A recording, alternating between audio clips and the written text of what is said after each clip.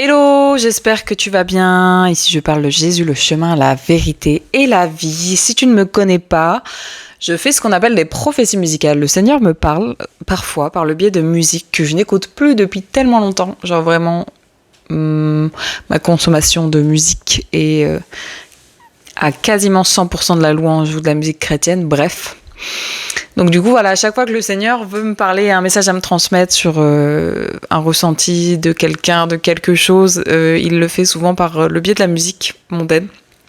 Parce que le Seigneur est créateur de toutes choses. C'est l'ennemi qui a déformé beaucoup. Bref.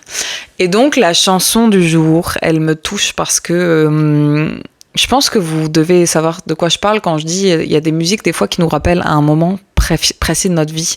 Comme il y a des odeurs qui nous ramènent à un moment précis de notre vie. Moi, il y a aussi des musiques. Cette musique-là, en l'occurrence, je sais exactement la dernière fois où je l'ai entendue et où moi, elle m'a touchée. Donc, c'était juste avant que je rencontre Christ. C'était vraiment un mois ou deux avant ma délivrance. Et quand j'ai écouté cette chanson, j'étais dans le hall du métro et j'étais avec quelqu'un et en fait j'avais tellement envie que cette personne change, cette personne décide d'aller mieux. Et en fait c'est le moment où moi je me suis rendu compte que moi j'avais le courage de changer. Voilà, parce que cette chanson s'appelle Le courage de changer par Sia. Très joli prénom, Sia, ça me rappelle presque le deuxième prénom de quelqu'un que j'affectionne beaucoup. D'ailleurs, j'ai une question. Est-ce que vous avez déjà fait un rapport entre vous, votre prénom, vos deuxième et troisième prénoms et les personnages de la Bible? Et est-ce que vous êtes déjà allé regarder un peu la signification de tout ça? Et est-ce que vous avez déjà réalisé des corrélations? Parce qu'il n'y a pas de hasard. Excusez-moi, je suis en train de regarder le merveilleux arc-en-ciel que mon papa céleste vient de mettre sous ma fenêtre. Je suis trop bénie. Bref, alors du coup, la chanson, c'est Le courage de changer par Sia. On va commencer d'abord par le verset qui m'est venu tout de suite, qui est dans... On ne le présente plus, ce verset, dans Josué 1, verset 9. « Ne t'ai-je pas donné cet ordre ? Fortifie-toi et prends courage. Ne t'effraie point, ne t'épouvante point, car l'Éternel, ton Dieu, est avec toi dans tout ce que tu entreprendras. » Déjà, on dit un gros Amen. Je ne sais pas si tu as des craintes en ce moment, mais le Seigneur, il a promis qu'il serait toujours avec toi dans tout ce que tu entreprendras. C'est lui qui crée le vouloir et le faire, de toute façon.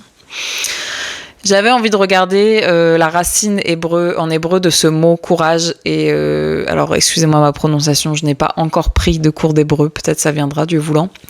Eimatz, ça veut dire être fort, alerte, courageux, brave, gros, solide, dur, assurer, rendre ferme, être déterminé, prouver sa supériorité, montrer sa force, être fort. J'aime beaucoup le côté prouver sa supériorité parce qu'en tant qu'enfant de Dieu, on est supérieur par notre courage. Voilà, si c'est quelque chose que t'as l'impression de pas être à la hauteur là-dessus, demande au Seigneur, t'inquiète pas, il a écrit dans sa parole, je puis tout par celui qui me fortifie, donc demande au Saint-Esprit un peu d'aide, et d'ailleurs je prie, Seigneur, vraiment, arme mes frères et sœurs et rends-les courageux et rends-les braves. Voilà, alors c'est parti, les paroles de cette chanson. Je vais paraphraser entre deux quelques versets sans doute. Il y en a que j'ai notés et il y en a que je risque de paraphraser parce que toujours ça m'inspire des choses, mais je vais garder mes mains là et je vais arrêter d'aller chercher sur Internet. Vous irez chercher par vous-même. Vous pouvez taper ce que je paraphrase et trouver les versets et les méditer. Parole, monde, je veux te quitter. En gros, j'ai envie de quitter la terre en ayant rendu ce monde meilleur. Je veux que ma vie compte. J'ai peur de n'avoir aucun but ici. Voilà, il y a un moment dans sa vie, je sais pas pour vous, mais on a un peu un moment dans notre spiritualité où on a envie d'être des martes. On a envie d'être sur tous les fronts, on a envie d'être toujours en action, mais c'est pas forcément le Seigneur ce qu'il a besoin et ce qu'il attend de nous. Des fois, il attend aussi qu'on soit des maris pour mieux comprendre où est-ce qu'il veut nous envoyer, pour qu'il nous remplisse, pour qu'il nous éduque, pour qu'il nous...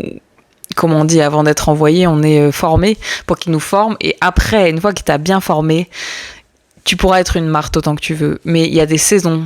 La vie, c'est une alternance entre saison de Marie, saison de Marthe. Il y a le faire et il y a rester posé avec le Seigneur. Il y a le faire et il y a rester posé avec le Seigneur. Et il y a une sœur qui a prophétisé dimanche et qui a dit qu'on était dans la saison du être plutôt que du faire. Et j'ai dit un grand amen à ça parce que, moi j'ai envie d'être partout. J'ai envie que tout aille vite. Mais le Seigneur et moi, on sait qu'on travaille sur certains sujets. Je n'aime pas le silence. Bref. Voilà, donc si tu as peur de n'avoir aucun but ici, hello, tu es enfant de Dieu. Ton but, c'est de représenter Christ sur terre et c'est le meilleur assignment, le meilleur devoir que tu as sur cette terre, de manifester les fruits de l'esprit. Allez, les fruits de l'esprit, j'aimerais les connaître par cœur, j'ai peur de dire des bêtises.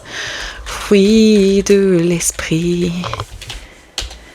Galates 5, 22. Alors, l'amour, la paix, la joie, la bonté, la bénignité, la fidélité.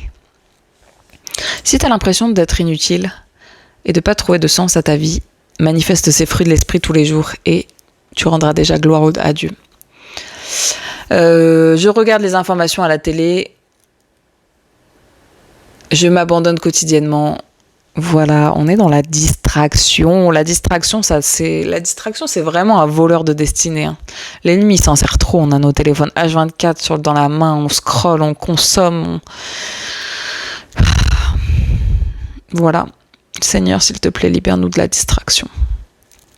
Arrêtez de regarder les infos à la télé, parce que les infos à la télé, c'est juste de la manipulation. Vous avez l'impression que le monde est nul.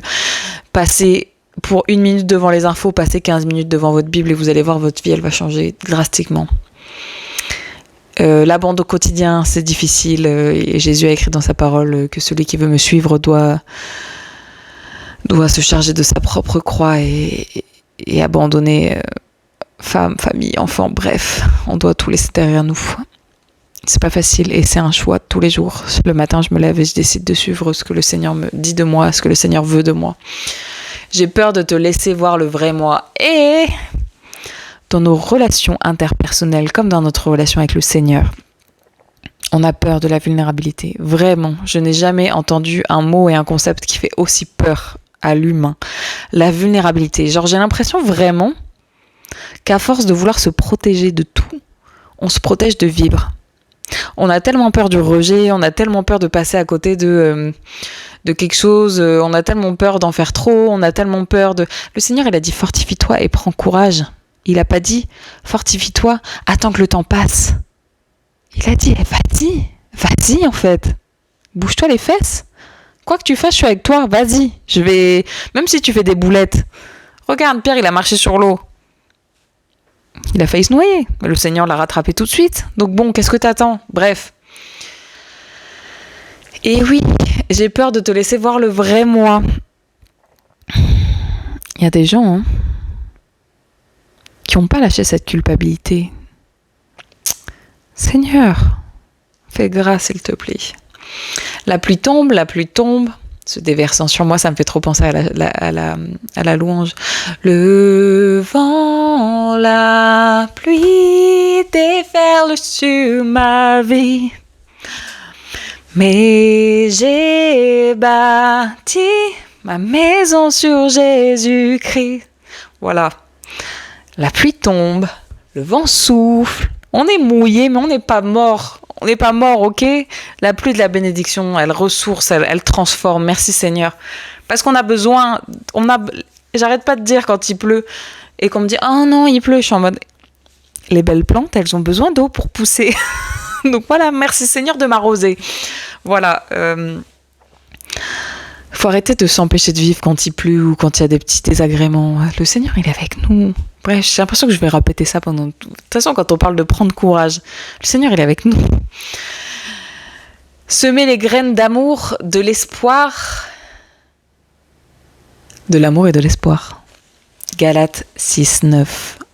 Ne nous lassons pas de faire le bien, car nous moissonnerons au temps convenable si nous ne relâchons pas. Chaque graine que tu sèmes dans l'esprit de quelqu'un, le Seigneur, il a fait croître. Et t'as pas idée de la graine que tu as semée aujourd'hui qui va devenir un arbre demain. Dans 5 jours, dans 5 mois, dans 5 ans, dans 50 ans. Tu sais pas en fait, donc continue à semer. Nous ne sommes pas obligés de rester ici, coincés dans les mauvaises herbes. Ça me fait vraiment penser à la parabole du semeur, donc que vous pouvez retrouver dans Matthieu 13. Je ne vais pas vous la lire. Ça sera votre devoir. Voilà, les paroles, c'est « Ai-je le courage de changer ?» Le Seigneur te demande « T'as le courage de changer ? T'as le courage de changer ? T'en as pas marre de dire « Ah ouais, moi, la cigarette, c'est difficile. Moi, la pornographie, c'est difficile. Oh, T'as envie de changer au moins ? Ou t'es bien dans ton péché en fait ? T'es content ? Pardon. Je vais arrêter. Ok. Conviction de péché pour qui doit avoir conviction de péché ? Ai-je le courage de changer aujourd'hui ? Tu peux remettre tout à demain. Demain, tu sais pas si t'es encore là. Demain, tu sais pas si le Seigneur, il t'aura pas repris. Tu sais pas si le Seigneur, il aura pas repris quelqu'un que t'aimes. Soit aujourd'hui, la personne qui va semer sème des graines d'amour et d'espoir tous les jours autour de toi. Arrête de tout remettre à demain. T'es vaincu, ça, dans le nom de Jésus.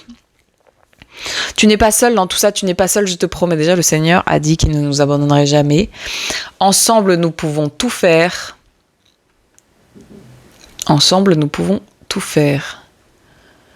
Et après, c'est plutôt de la répétition. Et pour ce verset, ensemble, nous pouvons tout faire. Nous sommes dans Ecclésiaste 4, verset 12. Un homme seul est facilement maîtrisé par un adversaire, mais à deux, ils pourront tenir tête à celui-ci. Et une corde faite de 3 cordelettes tressées n'est pas vite rompue. Un homme seul est facilement maîtrisé par un adversaire. On est dans des moments où, là, on n'est pas en train de te parler de bagarre. On n'est pas en train de te dire, ouais, dans ton tiécar, appelle tes copains pour faire la bagarre. Non, on est en train de parler de l'ennemi, là. L'ennemi, il est vicieux, l'ennemi, il est vil, l'ennemi, il va utiliser des choses pour te faire tomber spirituellement. Parce que si spirituellement t'es mort, si spirituellement t'es endormi, lui, ça lui fait bien ses affaires, tu vois. Pendant ce temps-là, tu s'aimes plus. Tu s'aimes plus parce que t'as pas l'impression que l'amour existe. T'as pas l'impression que t'as plus d'espoir, en fait. Donc, tu peux pas semer ce que tu n'as pas reçu. Et la corde de 3 cordelettes, la corde de 3 cordelettes, c'est toi, quelqu'un et le Seigneur. Et ça, quand il y a le Seigneur au milieu des relations, bonne chance pour briser ça. Mais avec tes petites forces là, tu n'y arriveras pas. Bref. Du coup, est-ce que tu as le courage de changer aujourd'hui ? Est-ce que tu as le courage de changer aujourd'hui ? Moi, c'est une question à laquelle j'ai répondu il y a 2 ans. En donnant ma vie à Jésus, oui, j'ai eu le courage de changer. Oui, j'ai décidé. Et j'imaginais pas tout ce qui m'attendait quand j'ai ouvert mon cœur à Jésus, mais en tout cas, c'était la plus belle chose qui me soit jamais arrivée. Donc, je t'invite aujourd'hui à te mettre face au Seigneur et à lui demander. Et à lui demander de l'aide. Parce que tu feras pas ça par tes propres moyens. Tu feras pas ça par tes propres forces. Voilà. Je vais prier. Et ensuite, je vais partir en maraude. Vous pouvez prier pour moi, parce qu'il fait froid dehors. Et pour les belles rencontres qu'on va faire. Seigneur mon Père, merci pour ta grâce. Merci parce que c'est un cri du cœur, Seigneur, un cri de ton cœur. Est-ce qu'aujourd'hui, nous avons le courage de changer, Seigneur ?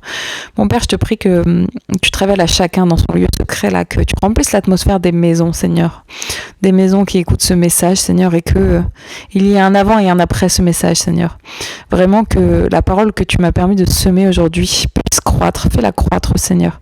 Merci parce que tu fais toutes choses bonnes en ton temps, Seigneur, et je crois vraiment que cette parole va changer, transformer des vies aujourd'hui par ta grâce.